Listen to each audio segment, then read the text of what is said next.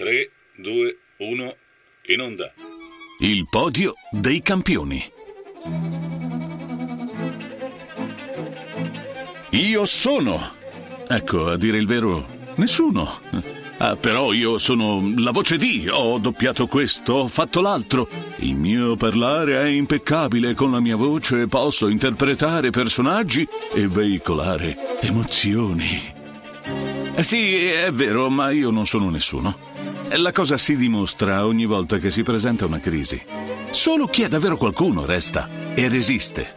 Ma c'è una ulteriore domanda. Sei qualcuno per chi? Per la tua mamma? Per i tuoi amici? Quanti sono gli amici? Centinaia?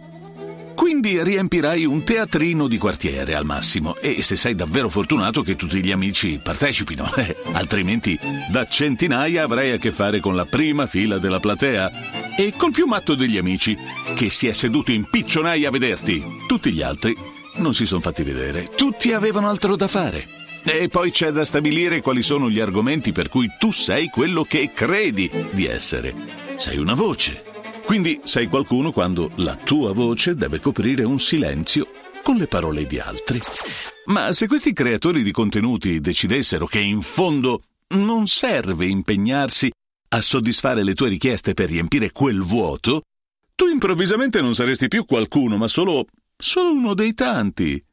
Come mi disse tanto tempo fa un taccagno timoroso che le mie richieste di compenso al raggiungimento di un risultato che ottenni, sì, per tutti, ma comunque a mio favore.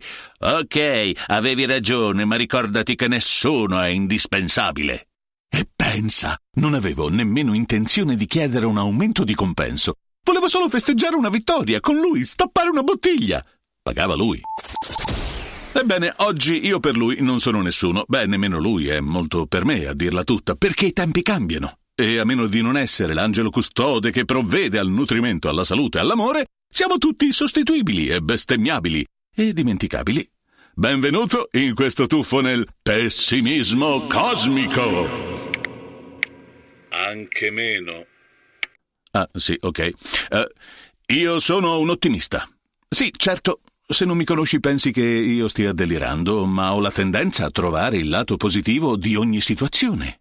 Oddio, sto morendo! Ok, va bene. Che sarà? Sarà la volta buona che potrò vedere cosa c'è di là. Nessuno è mai tornato? Ci deve essere una buona ragione. Che sarà mai? Facciamo in fretta! Anche meno. Sì, ok. Ma il pessimismo, come il buio e come l'antimateria, ha un pregio. Ti aiuta a individuare l'ottimismo, a scoprire dove si trova. Se vuoi capire da dove arriva la luce, devi andare al buio o alla peggio attenderlo per rivederla la luce e poi seguirla. Capito? Ma è logico! Vuoi avere caldo? Esci con 5 gradi sotto zero in mutande, o anche senza. E quando ritorni nella tua casetta con 10 gradi, ecco che sentirai un gran caldo. Oh, che caldo! Ok, se poi ti becchi una polmonite, non farlo, era solo una iperbole, insomma, per capirci. Quante volte abbiamo detto capiamo l'amore solo quando lo perdiamo? E giù, canzoni e poesie. Ma santo Graal, non impariamo proprio la lezione. Il dubbio, l'incertezza dovrebbero essere le nostre certezze, perché l'equilibrio è dato dallo stare tra due forze. Una ti tira giù e l'altra ti tiene su. Se vuoi starci dentro, devi avere a che fare con tutte e due queste forze. Il nostro è un universo duale. Il bene e il male, il caldo e il freddo, il buio e la luce. Poi è vero che potremmo andare oltre questa dimensione, ma nelle necessità terrene o posso pagare le bollette oppure no. O mangio o mi resta fame. O trovo la mia strada o sono perduto.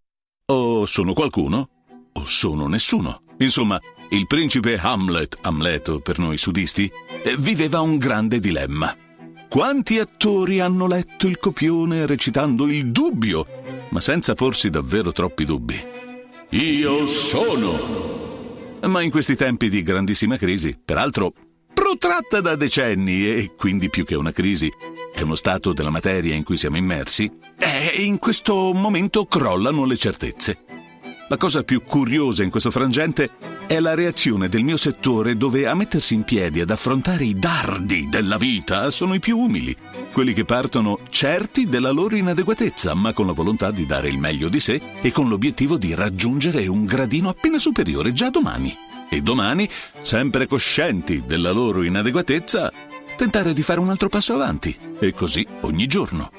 Ma c'è una nuova domanda. Inadeguati per chi? Già, silenzio. Dovremmo, forse noi tutti, sentire sempre un sussurro di inadeguatezza, coltivare l'umiltà coscienti che in fondo non siamo eterni? Anche meno. Ok, anche meno, sì, va bene. Già, loro, gli speaker di nuova generazione, spinti dalla fame, dalla voglia di mettere in pratica una passione, costretti dalle circostanze a rinunziare alle certezze dell'impiego fisso, degli orari di lavoro. Ecco loro, i dopolavoristi che non hanno più un lavoro, si fanno strada tra i canali del web dedicati al voice-over e si offrono, partecipano, quindi ottengono quello che gli abitanti del podio dei campioni e quelli non sanno o non vogliono più catturare. I grandi campioni, quelli che avevano certezze, in questo momento si sentono mancare il terreno sotto i piedi. Il podio traballa. I più audaci si trovano a competere con i novellini di cui sentono tutti i difetti. E viene da pensar loro, questi non mi faranno certo concorrenza. E invece lo fanno, alla grande. Non hanno nulla da perdere, abbassano il prezzo, sono davanti a un pubblico meno consapevole, che non sente le raffinatezze di chi da anni aggiusta, corregge, migliora. Spesso sono davanti ad uno straniero che non conosce le raffinatezze della lingua su cui sta lavorando. Egli valuta con la pancia e non può attribuire un valore a chi ha investito anni in tecnologia e tecnica del lavoro, nella recitazione, nella tecnica di ripresa e di editing. Ma d'altra parte, il luogo su cui anche i campioni vanno a confrontarsi è quello. Come un sapiente pittore astrattista che porta la sua grande opera ad una mostra di paese dove il pubblico non ha contezza del percorso artistico. E così sarà la crosta di Gino Pallino ad essere meritevole della parete del salotto o anche della grande parete d'onore della mostra. Il grande pittore resta ammutolito e incompreso. Anche meno. Ok, anche meno. Quindi, come affrontare il cambiamento? Cambiamento in corso da tanto tempo, ma che oggi si avvicina sempre più al cedimento strutturale delle certezze.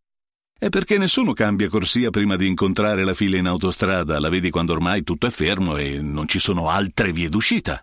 Se la radio ci avesse avvertito della coda, forse saremmo usciti al primo svincolo, ma anche no, perché magari si risolve in 20 minuti, ma sì, tornerà tutto come prima e poi non conosco la strada. Ma questa volta c'è coda perché non c'è ancora la strada. Il ponte è crollato. A parte chi ha un fuoristrada o elicotteri, insomma tutti gli altri devono star lì, oppure abbandonare l'auto e proseguire a piedi. Forse è stato un terremoto, un terrorista, un incidente, ma il ponte è crollato e l'autostrada è chiusa. Nessuno verrà a spostare il Jersey ad aprire la corsia opposta. Insomma, troppa gente da convincere a fare retromarcia e troppa gente che continua ad arrivare ad allungare la coda. Come fare parte del nuovo mondo che si rivela dietro le rovine? Come sopravvivere senza le certezze che ci hanno sostenuto sul podio? Secondo te io ho le risposte? No. Però ho un'idea generica. Sicuramente è sbagliata, perché è frutto dei miei limiti, del mio panorama troppo ristretto per fornire certezze, ma in fondo chi sa prevedere il futuro? I miei dubbi sono l'unica certezza che ho, quindi li condivido come fece Galileo quando disse che la Terra gira intorno al Sole. Anche meno. Vabbè, sì, no, ho capito, ho esagerato, anche meno. Diciamo come quando mia moglie mi disse «Controlla la verdura o si brucia». Sono le emozioni che ti rendono unico. Se sai emozionare al di là dei tecnicismi, sarai ricordato e diventerai indispensabile. Quindi, pur superando a fatica gli ostacoli della concorrenza spicciola, trovando il proprio orticello, un angoletto da far diventare il tuo regno il più possibile indipendente ai capricci altrui, devi saper veicolare emozioni. Le emozioni sono verità, non la recitazione spicciola che si impara dai maestri di recitazione. L'emozione sei tu. Non solo le emozioni che scaturiscono dalla tua voce come attore, doppiatore, speaker o persona, tutte le emozioni del tuo rapporto con le persone, i tuoi clienti. E qui la parola cliente cambia valore, perché nel mio settore, ma immagino anche in altri, le persone con cui lavori diventano conoscenti, amici, ma direi famiglia. Eccetto che dei server P2P, dove il rapporto è distaccato come tra chi compra un oggetto e poi se lo dimentica. Non capisce o non gli frega assolutamente niente di star comprando una persona, un pezzo di una persona, un essere umano che fa vibrare l'aria. Ecco perché non amo quei luoghi. Sono disumanizzanti. Ma tu, alla fine, cerchi solo un business, dirai tu. Sì, ma siamo persone prima che soldi e affari. Là fuori c'è un mondo in cui gli affari sono più importanti della gente, ma a me non piace. Gli uni sono legati agli altri, almeno credo. Nel mio mondo in genere si instaurano rapporti di fiducia.